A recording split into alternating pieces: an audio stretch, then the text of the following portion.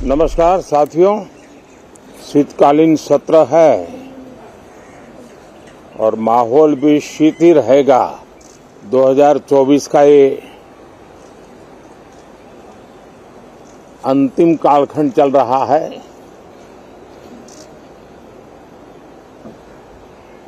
देश पूरे उमंग और उत्साह के साथ 2025 के स्वागत की तैयारी में भी लगा हुआ है।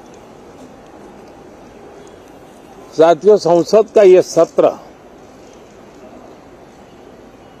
अनेक प्रकार से विशेष है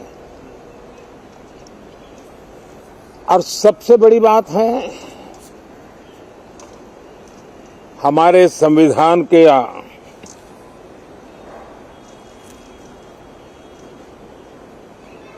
75 साल की यात्रा, 75वें साल में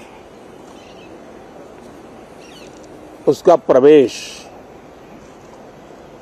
ये अपने आप में लोकतंत्र के लिए एक बहुत ही उज्जवल अवसर है। और कल संविधान सदन में सब मिलकर के इस संविधान के 75वें वर्ष की उसके उत्सव की मिलकर के शुरुआत करेंगे।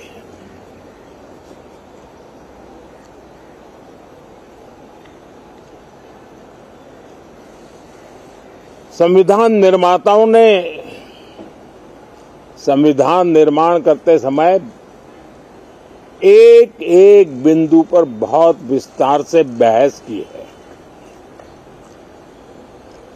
और तब जाकर के ऐसा उत्तम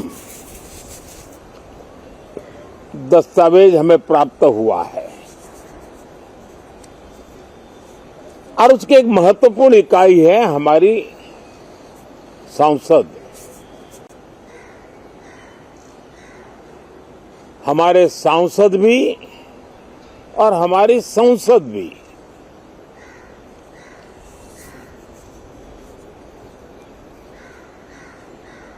पार्लियामेंट में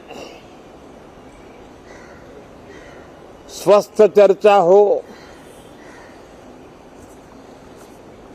ज्यादा से ज्यादा लोग चर्चा में अपना योगदान दें। दुर्भाग्य से कुछ लोगों ने अपने राजनीतिक स्वार्थ के लिए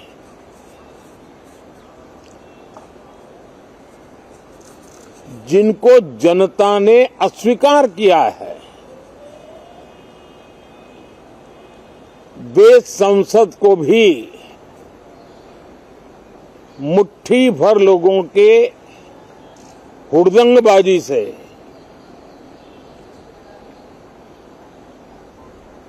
कंट्रोल करने का लगातार प्रयास कर रहे हैं। उनका अपना मकसद तो संसद की गतिविधि को रोकने से ज्यादा सफल नहीं होता है और देश की जनता उनके सारे व्यवहारों को काउंट करती है और जब समय आता है तो सजा भी देती है। लेकिन सबसे ज्यादा पीड़ा की बात यह है कि जो नए सांसद होते हैं, नए विचार, नई ऊर्जा लेकर के आते हैं और ये किसी एक दल में नहीं, सभी दल में आते हैं। उनके अधिकारों को कुछ लोग दबोच देते हैं। सदन में बोलने का उनको अवसर तक नहीं मिलता है।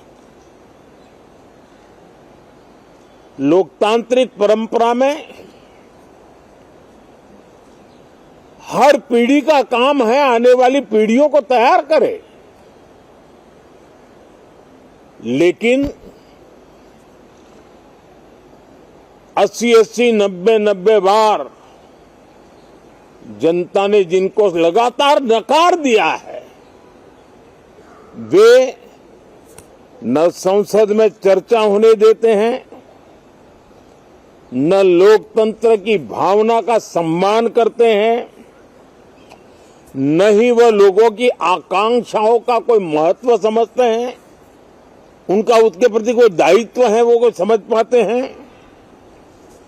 और उसका परिणाम है वो जनता की उम्मीदों पर कभी भी खरे नहीं उतरते हैं और परिणाम स्वरूप जनता को बार बार उनको रिजेक्ट करना पड़ रहा है। साथियों, ये सदन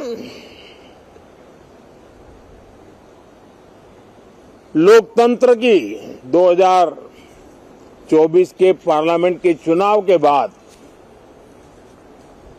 देश की जनता को अपने अपने राज्यों में कुछ स्थानों पर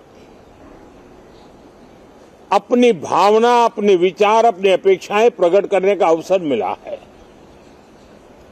उसमें भी 2024 के लोकसभा के चुनाव के नतीजों को और अधिक ताकत दी गई है राज्यों के द्वारा और अधिक बल प्रदान किया गया है और अधिक समर्थन का व्याप बढ़ा है। और लोकतंत्र की यह शर्त है कि हम जनता जनार्दन की भावनाओं का आदर करें, उनकी आशा अपेक्षाओं पर खरा उतरने के लिए दिन रात मेहनत करें। मैं बार बार खास करके विपक्ष के साथियों से आग्रह करता रहा हूं और कुछ विपक्ष बहुत जिम्मेदारी से व्यवहार करते भी हैं। उनकी भी इच्छा रहती है कि सदन में सुचारू रूप से काम हो, लेकिन लगातार जिनको जनता ने नकार दिया है वे अपने साथियों की बात को भी दबोच देते थे, उनकी भावनाओं का भी अनादर करते हैं, लोकतंत्र की भावनाओं का अनादर करते हैं। मैं आशा करता हूं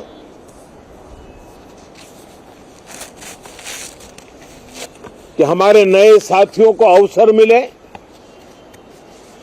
सभी दल में नए साथी हैं, उनके पास नए विचार है, भारत को आगे ले जाने के लिए नई नई कल्पनाएं हैं। और आज विश्व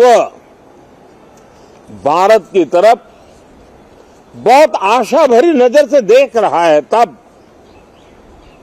हम संसद का समय का उपयोग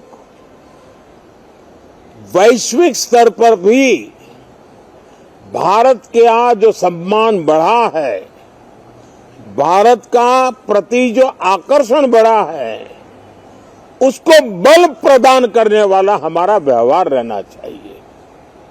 विश्व के अंदर भारत को ऐसे अवसर बहुत कम मिलते हैं जो आज मिला है और भारत की संसद से वो संदेश भी जाना चाहिए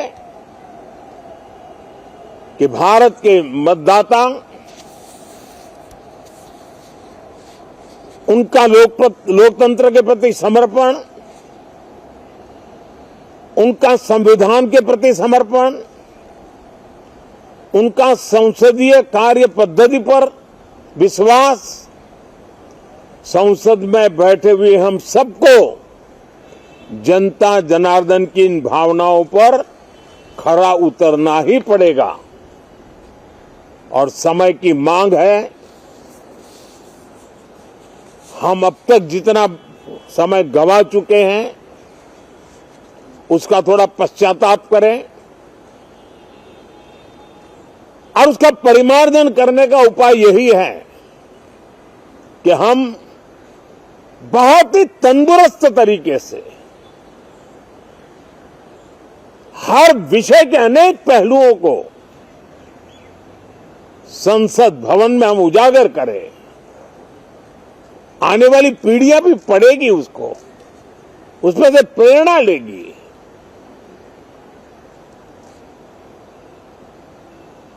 मैं आशा करता हूं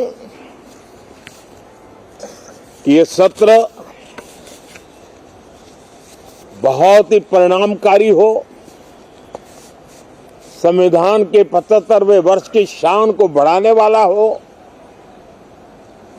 भारत की वैश्विक गरिमा को बल देने वाला हो, नए सांसदों को अवसर देने वाला हो, नए विचारों का स्वागत करने वाला हो। इसी भावना के साथ मैं फिर एक बार सभी माननीय सांसदों को उमंग और उत्साह के साथ इस सत्र को आगे बढ़ाने के लिए निमंत्रित करता हूं, स्वागत करता हूं। आप सब साथियों का भी बहुत बहुत धन्यवाद। नमस्कार।